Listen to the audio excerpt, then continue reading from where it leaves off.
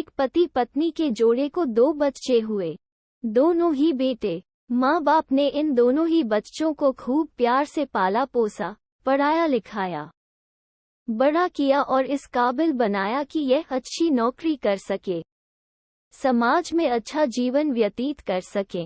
अपने बच्चों के लिए दिन रात कड़ी मेहनत करके एक बंगले जैसा 2 मंजिला घर बना कर दिया ताकि दोनों बेटे शादी के बाद भी एक साथ लेकिन अलग अलग कमरों में रह सके, ताकि आगे चलकर कभी बंटवारे का विचार न आए और इनमें लड़ाई झगड़े न हो।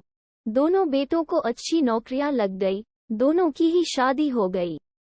बड़ा बेटा जो घर के पहले माले पर रहता था उसको एक बच्चा भी हुआ। पोते का मुंह देखकर दादा दादी बहुत खुश हुए। सब ठीक चल रहा था लेकिन थोड़े ही दिनों बाद बूढ़े पति की मौत हो गई।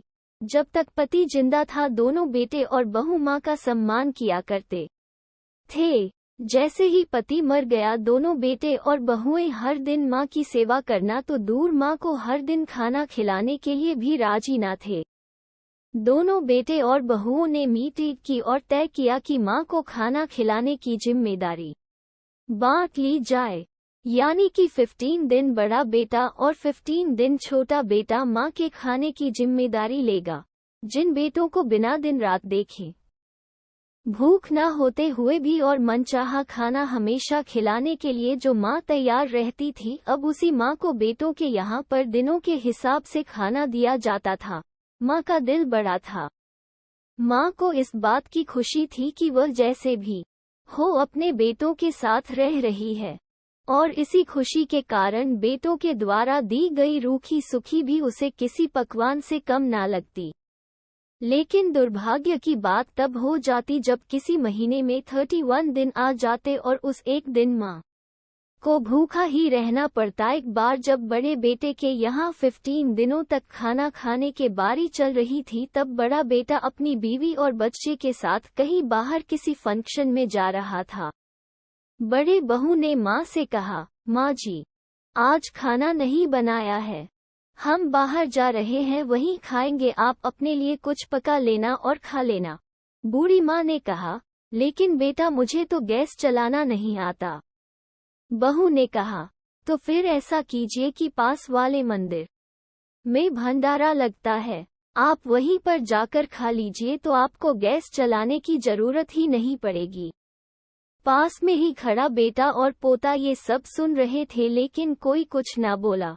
बूढ़ी माँ को भूखा ही छोड़ बेटा और बहू फंक्शन में निकल गए। माँ को थोड़ा दुख तो हुआ लेकिन फिर अपने आप को यह सोचकर मना लिया, ठीक ही तो है, कभी कभी बहू को भी घर के काम से आराम मिलना चाहिए, और भगवान का भंडारा खाने का सौभाग्य किस्मत वालों को ही तो मिलता है। माँ खुशी खुशी मंदिर में जाकर भंडारा खा आई। कुछ दिन ऐसे ही बीत गए। एक दिन बड़े बेटे को छुट्टी थी। बेटा, बहू और उनका बच्चा अपने घर में साथ में समय बिता रहे थे। माँ बाप छोटे बच्चे को पूछ रहे थे कि वह बड़ा होकर क्या बनना चाहता है और क्या करना चाहता है। छोटे बच्चे ने बड़े ही सरल भाव से माँ बाप को उत्तर देते हुए कहा, वह बड़े होकर वकील बनना चाहता है। उसकी इच्छा इस घर से भी बड़ा एक घर लेने की है, लेकिन वह घर मंदिर के पास होना चाहिए। माँ बाप ने पूछा, घर के पास मंदिर क्यों होना चाहिए? तब बच्चा माँ बाप से कहता है, घर के पास मंदिर इसलिए होना चाहिए ताकि जब मैं बड़ा होकर किसी फंक्शन में बाहर जाऊं तो आप दोनों को ज्यादा तकलीफ ना हो। मंदिर नजदीक रहेगा तो आपको ज्यादा दूर जाकर भंडारा नहीं खाना पड़ेगा। मासूम बच्चे का ऐसा जवाब सुनकर दोनों ही के पैरों तले से जमीन खिसक गई। उन्हें अपनी गलतियों का एहसास अब जाकर हुआ था, जो उनके 5 साल के बेटे ने पहले ही कर लिया था।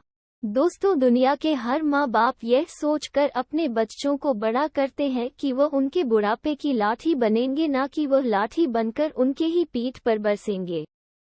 कर्म का चक्र निरंतर घूमता रहता है। दोस्तों, आज जो तुम दूसरों के साथ कर रहे हो, आगे चलकर तुम्हारे साथ वही होगा, ये तय है।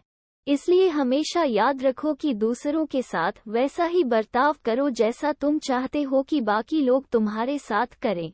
मैं जानता हूँ दोस्तों, यह माँ की भावुक करने वाली इस कहानी पढ़कर आप भी भावुक हो गए हैं, लेकिन इस कहानी को लिखने का उद्देश्य आपको भावुक करना नहीं था, बल्कि लोगों तक ये संदेश पहुंचाना था कि हमारे भारतवर्ष में जिन माँ बाप को भगवान का रूप कहा गया है, उनके साथ आजकल जैसा व्यवहार हो रहा है वह नहीं होना चाहिए। कहानी पूरी पढ़ने के लिए धन्यवाद।